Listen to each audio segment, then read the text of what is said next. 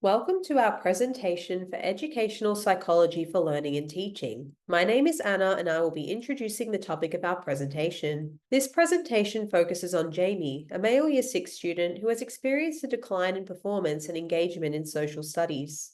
He has previously shown a keen interest in this subject, often leading discussions in the topics of sustainability, global citizenship, and community health. He was achieving good grades earlier in the year, but this has recently changed. He now appears to have lost interest and motivation to participate in the subject. Let's have a look at why that is. Jamie is facing a number of developmental issues that are contributing to his decline in performance. I will introduce these issues over the next few slides. Jamie dislikes inquiry-based learning, and this is one cause of his gradual disengagement in the subject. Inquiry-based learning is a student-centered teaching approach in which students investigate topics with limited guidance from the teacher.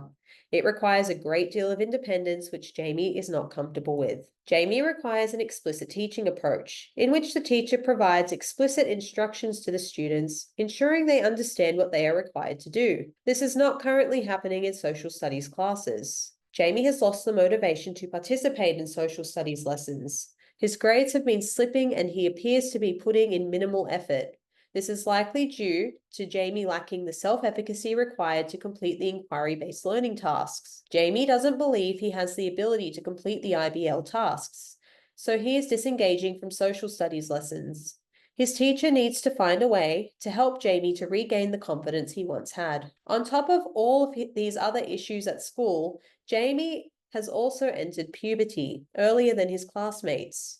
As a sixth grader of roughly 11 years old, this is normal pubertal timing. However, as the other students have not yet begun to experience the emotional and physical changes that accompany puberty, Jamie is now the target of bullies. It is important to note that males who enter puberty earlier than their peers are usually at an advantage due to the rapid physical development they experience in early to middle puberty. This often gives them a physical advantage. This has not been the case with Jamie, however, as he is now the target of bullies. The bullying that Jamie is experiencing is likely due to his outspoken nature when discussing social studies topics, as well as the pubertal changes he is experiencing. This may also be another reason why Jamie is disengaging from social studies lessons.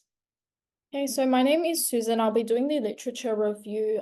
So basically just want to provide a quick definition. Pepper and Dahl 2013 states that the onset of human adolescence is defined by the surge of hormones that starts the cascade of physical changes known as puberty.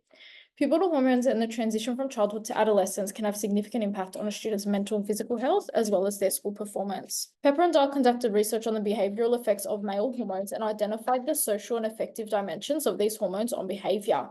This research confirms the relationship between puberty and academic motivation and achievement. The stage termination hypothesis is used to describe the transition to adolescence, where childhood is terminated, and basically Peter and Taylor 1980 associate this with problematic psychosocial outcomes.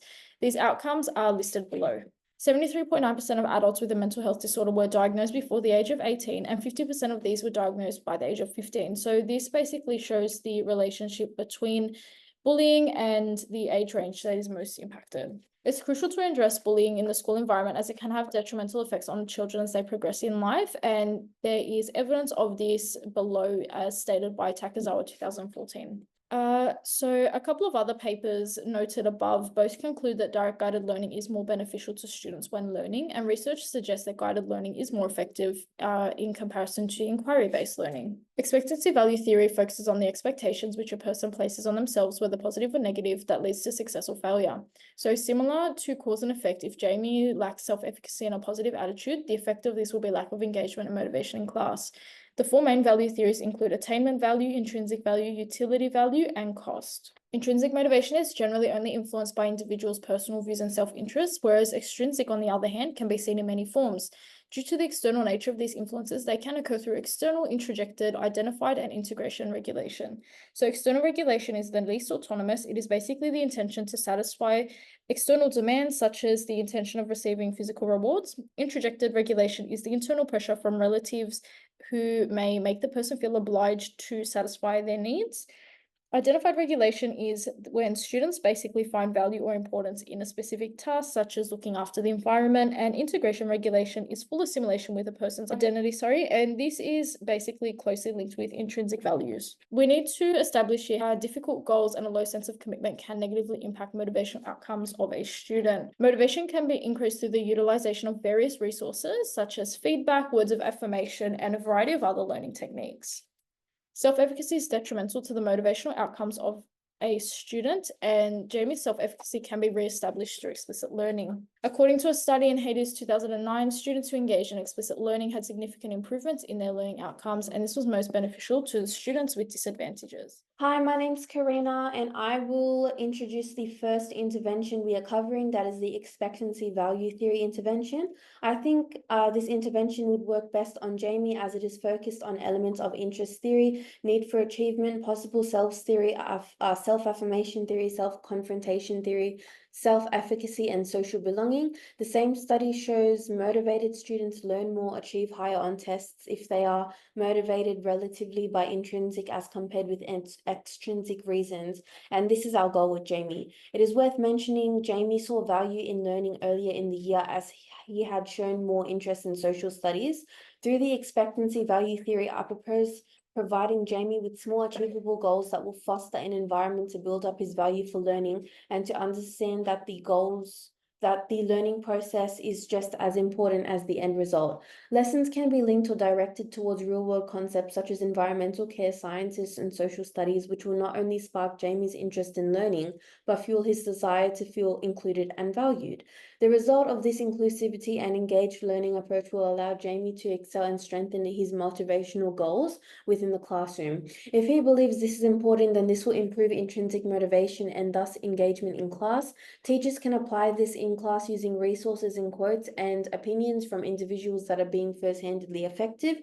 Students can also see how their actions directly impact the lives of others. See the attached video for the sandwich method. The feedback sandwich is a method that can be utilized by teachers and is recommended by the University of New South Wales.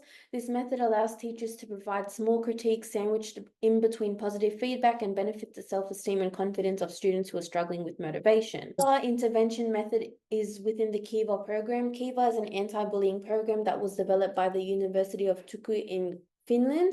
It is one of the most successful anti-bullying programs in the world and is currently used by multiple countries across the world. The attached table is from a study by Gaffney, which provides a comparison of multiple anti-bullying programs. If you refer to the content of this table, the Kiva program effectively addresses multiple areas of bullying programs and responses, showing that it is much more successful in comparison to other current programs. The Kiva program provides information and resources for parents and teachers and programs for students to follow and address bullying as a whole. The goal of Kiva is to change the behavior of all children throughout the concept of empathy, as opposed to just changing or adjusting the victim's mindset. Kiva observes that there are different groups which exist within school environment, including bystanders, defenders of the victim, defenders of bullies, and victims. The lesson plan which Kiva provides for teachers is a 10-lesson program to address bullying in schools and is to be used in conjunction with other resources Kiva provide. The educational games are also supplied to schools who implement the Kiva program, and they allow students to engage with simulation-style scenarios around bullying. These games are an opportunity for children to learn, to apply knowledge, and to successfully choose their own story whilst playing to learn relevant outcomes of bullying. The role play, which will be presented in conjunction with this presentation, will highlight the methods that us teachers use to intervene one-on-one bullying, and these are also in line with the steps recommended by Kiva. This scenario represents how the Kiva intervention would be implemented in a bullying situation in a school. Teachers have been made aware of several instances of bullying directed towards Jamie. Okay, I've just had a look at the checklist. This action is repeated intentional harm and shows a power balance, and it is defined as bullying. This case is then given to the Kiva team, that is, a group of teachers that handle bullying. The Kiva team is having a one-on-one meeting with Jamie.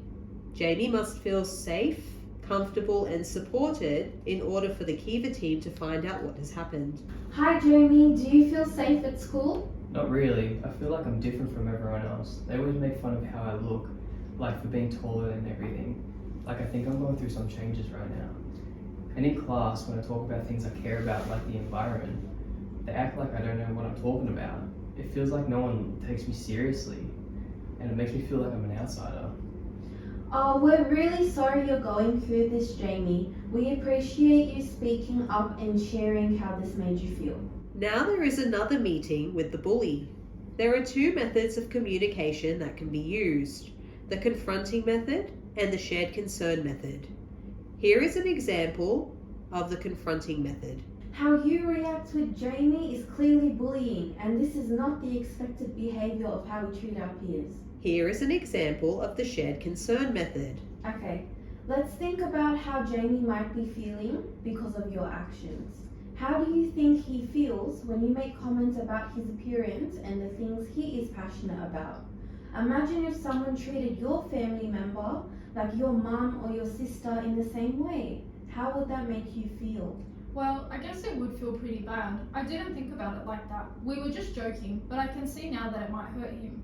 I wouldn't like it if someone did that to me or my family. During the conversation, the bullies talk about ways that they can treat their peers better in the future, and then they sign a Kiva agreement. So, what do you think we can do differently moving forward? Well, I think I'll stop making those comments about how he looks and try to respect what he says in class. It isn't fair to treat him the way that we did. In 2 weeks, there will be a follow-up meeting with the victim and the bullies. The students know to expect a follow-up meeting as they have an understanding that the teachers are carefully monitoring the situation. This scenario occurs 2 weeks after the initial meeting with the Kiva team. Hi Jamie, how are you feeling? How have you been treated? It's a bit better. They don't make fun of how I look anymore. This is the follow-up meeting with the bully. Good morning. Do you remember the promises you made when you signed our agreement? Have you been keeping them? Yeah, we do remember the promises that we made in the last meeting. We've stopped with the comments about Jamie's looks and we're trying to listen more when he talks in class. We didn't realise how much it was bothering him. Hello, my name is David, and I'll be discussing ways in which the teacher can implement various strategies to improve Jamie's issues surrounding inquiry-based learning, low levels of motivation and bullying, with supporting studies which have been proven effective for each strategy. I'll also be covering a strategy which explores how the teacher will notify and engage with school colleagues, the student's parents or guardian, in a confidential and sensitive manner.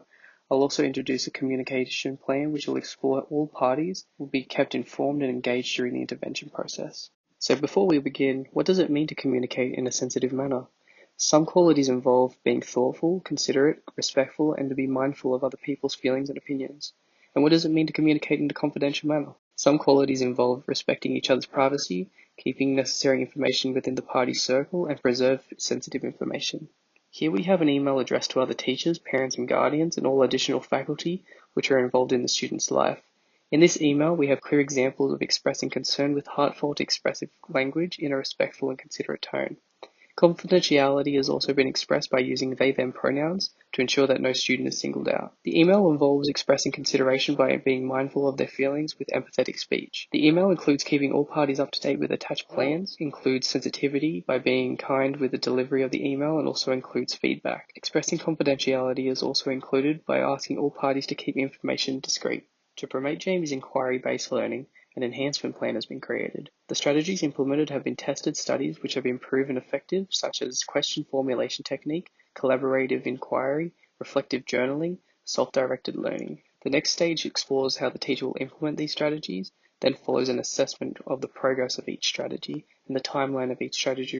To enhance Jamie's motivation levels, a motivation plan has also been created, which includes strategies such as goal setting, self-reflection, positive reinforcement, and autonomy support. The next phase explores how each strategy will be implemented, and then an assessment, and then the timeline of each strategy. To counter the effects of Jamie being bullied, a bullying plan has also been created, which will include strategies such as seeking support, emotional regulation, and social skills development. This plan also includes how each strategy will be introduced and an assessment scheme which will analyze the anti-bullying process, and then it will finish with the timeline of each strategy. Lastly, we have a communication plan which ethically informs teachers and related parents with how they communicate. Communication plans with other teachers involve team meetings, confidential emails or notes, student support team meetings, and progress reports. With parents, we have parent-teacher conferences, progress reports, phone or video calls, and parent-teacher assessments association meetings. Next, we have the official structured communication plan, which begins with identifying all parties involved, such as the student, their parents, the teacher, any additional support faculty. The communication strategies included in this plan involve regular meetings, progress reports, email updates, confidentiality,